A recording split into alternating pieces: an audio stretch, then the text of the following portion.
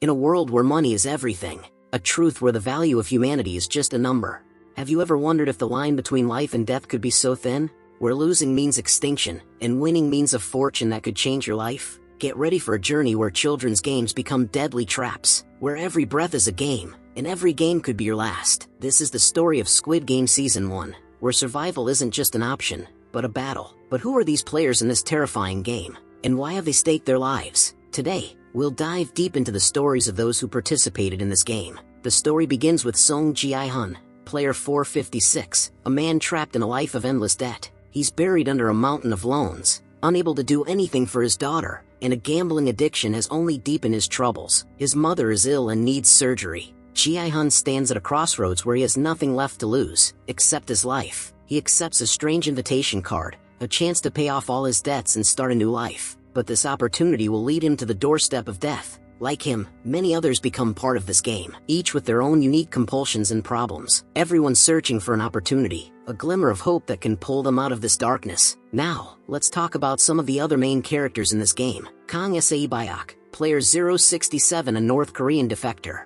Sae-byeok's story is heartbreaking. She left her family behind to seek refuge in South Korea. Her younger brother is in an orphanage, and she wants to get him out. Sae-byeok risked her life to cross the border, but even here, she found no justice. Her sole purpose in life is to keep her brother safe and bring her mother back. She has no money, no trust, and fights for survival every day. Squid Game is a last hope for her, to give her family a better life. Cho Sang-woo, player 218, Gi-hun's childhood friend, a graduate of Seoul National University, and once considered a successful businessman. However, he defrauded his investors, accumulated billions in debt, and the police are after him.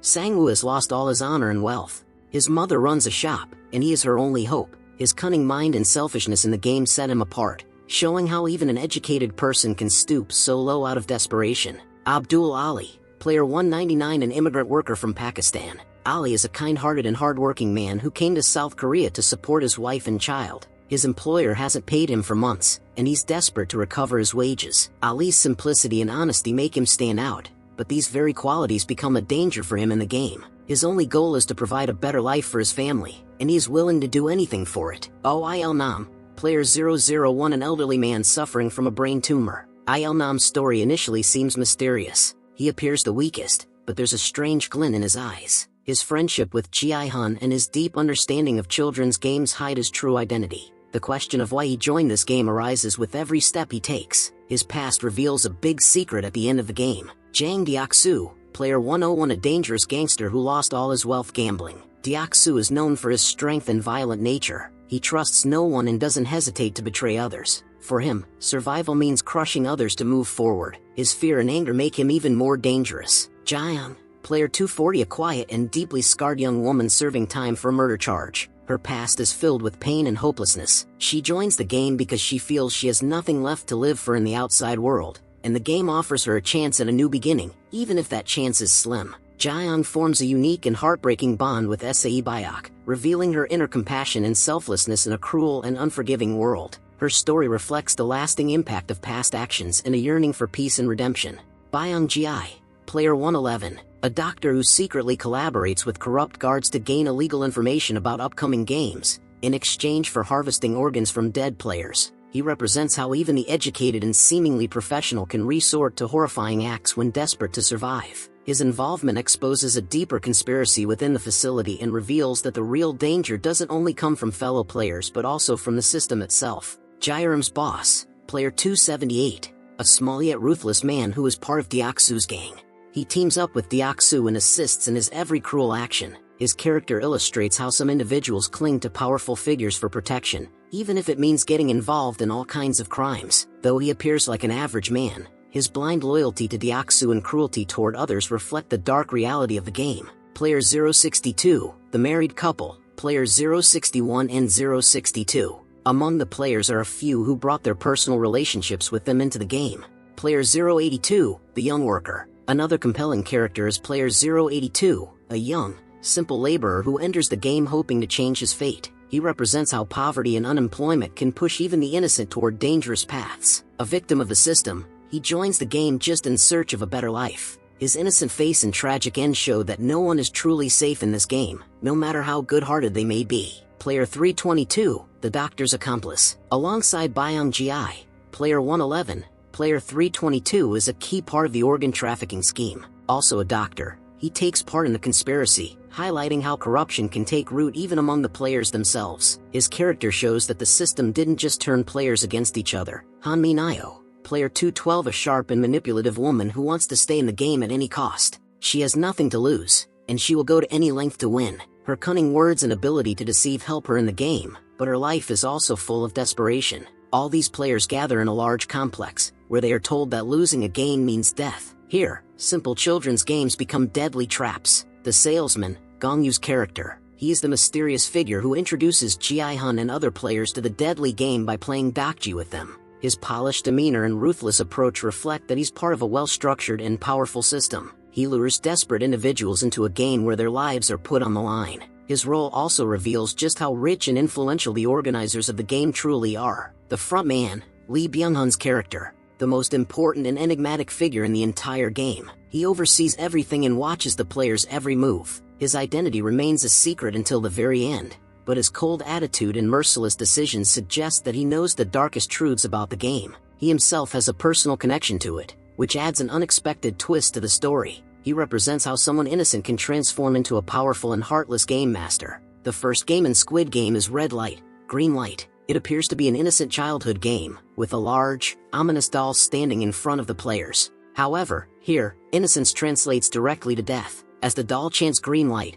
players must run forward, their breath filled with the hope of winning a fortune and the terror of losing their lives. But the moment its voice switches to red light, every player must immediately freeze, becoming as still as a statue. This is the crucial moment where the game's true nature is revealed. If any player moves even slightly during red light, they instantly become a target for a volley of bullets. This chilling sight immediately makes the players realize that this isn't just a game, but potentially their last stop in life. Every single wrong move means the end of their dreams and the hopes of their families. This very first game makes it brutally clear that human life holds no value in this place. Only the rules of the game matter. The horrifying spectacle teaches the players a harsh lesson. Here, survival is everything, and they must go to any lengths to achieve it. Dalgona, Honeycomb, the second game in Squid Game, takes a nostalgic childhood activity and turns it into a deadly challenge. Each player is given a thin, round piece of honeycomb candy, known as Dalgona, with a shape, like a triangle, star, circle, or umbrella, imprinted in the center. Using only a small needle, the players must carefully trace and carve out the shape without breaking any part of it. What seems like a harmless, even fun task quickly becomes a brutal test of precision and patience, as the fragile candy can crack with even the slightest pressure. If the shape breaks, the player is instantly eliminated, killed on the spot, where even the smallest detail or mistake can lead to death. It also reflects the broader theme of the series, that in a deeply unfair society, people are often forced into impossible situations where survival depends not on strength or intelligence, but on pure luck, steady hands, and sometimes desperate creativity, like licking the candy to weaken it, a trick that ends up saving some players. Tug of War, the third game, is a brutal test of physical strength and unity. In this round, two teams face off on a high platform, pulling on opposite ends of a thick rope. The losing team is dragged forward and plunged to their deaths. On the surface, it's a classic game of power and coordination, but in Squid Game, it becomes a metaphor for human relationships and survival under pressure. It highlights how, in life and death situations, individuals must rely on others, not just for support, but for survival. The game underscores the importance of trust, strategy, and perfect synchronization. Even a seemingly weaker team can win with the right technique and mental strength, as seen in the show when an unlikely group defeats a physically stronger one through teamwork and clever planning. But at the same time, the game also reveals a darker truth, that trust can be broken, and teamwork can collapse in an instant if someone decides to betray the group. It's a powerful representation of how both cooperation and betrayal are deeply rooted in human nature, especially when survival is on the line. Marbles, the fourth game, introduces a cruel twist that forces players to confront their deepest emotional bonds. Each participant is told to choose a partner, many assuming they will play together as a team. But at a shocking turn, they discover that they must compete against their chosen partner, and only one can survive. The game involves winning all 10 marbles from the other player by any means, through trust, trickery, or betrayal. What unfolds is a heartbreaking exploration of friendship, love, and desperation. Longtime friends, married couples, and newly formed bonds are tested to the limit as players are faced with the impossible choice of dooming someone they care about to save themselves. It's not just a game of chance or skill, it's a test of morality and emotional endurance.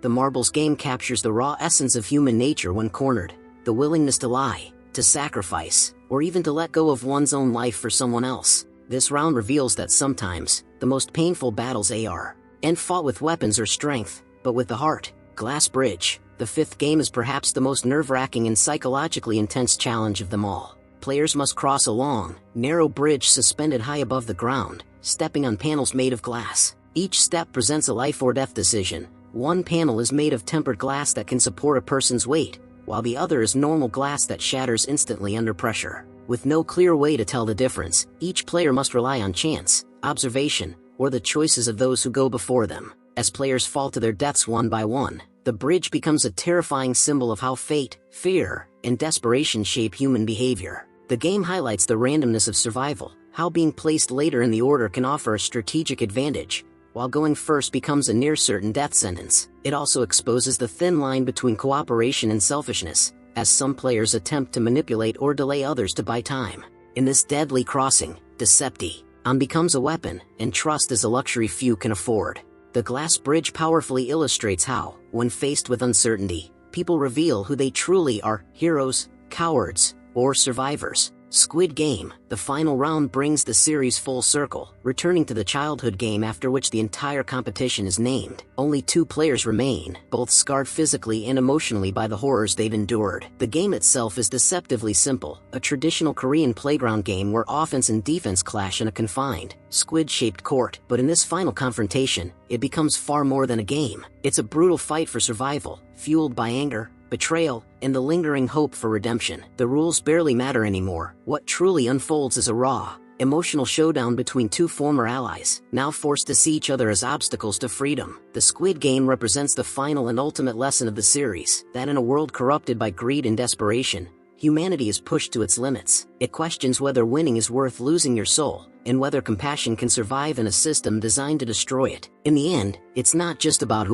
it's about what kind of person you become in order to survive. Behind all these games are a mysterious frontman and some wealthy VIPs who view this human barbarity as entertainment. For them, this game is just a show, where poverty and desperation are exploited. What is their motive? They want to show how far a human can fall when they have no other option, and how far money can push a person. Squid Game Season 1 is not just a thriller, but a sharp commentary on society. It raises questions about whether poverty and debt can force people to risk their lives. Can money be greater than every relationship and every humanity? Gi-hun's journey, from an ordinary man to a survivor, revolves around these very questions. Will Gi-hun win this battle of life and death? Will he be able to uncover the secret behind this game? And will his victory become a new game for those who are still victims of this oppression? Squid Game Season 1 is a story that will make you think. It will introduce you to the darkest aspects of human nature and show how the struggle between hope and desperation continues within every human being. So that was the story of Squid Game, a film that really makes you think, right?